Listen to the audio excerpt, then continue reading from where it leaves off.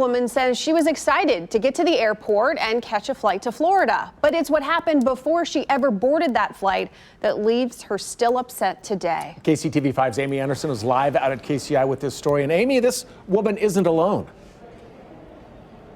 Yeah, that's right, Brad and Ellen. Felicia Green is a nurse. She said she needed a getaway like no other. What she didn't need, she said, was humiliation. And she says that's exactly what happened. It's wrong. I think it's wrong. Felicia Green says it was earlier this month. She stood in line with her husband for a getaway to Florida. Green, a seasoned traveler, waited in line and passed through the body scanner. It was just like this. And she said, "Let me check your hair."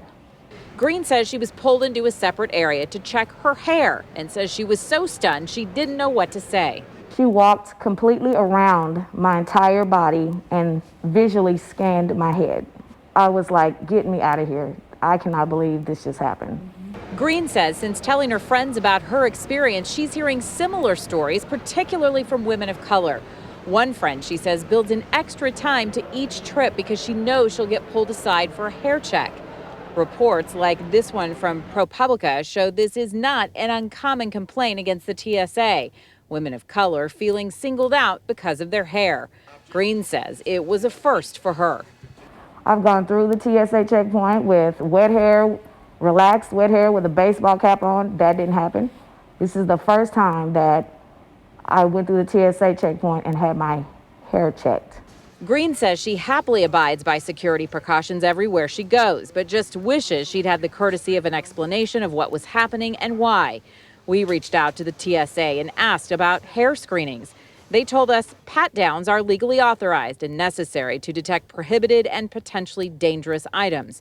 Their website warns travelers they may be pulled aside if they're wearing a ponytail or a bun, hair clips, or other accessories. But Green wasn't doing any of those things.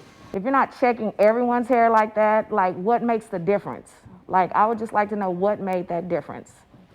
Curls, like, are curls threatening now? And I think that, you know, basically you need to treat everyone the same. Now, the TSA directed us to their website for videos on what you might expect if you are chosen for a hair pat down.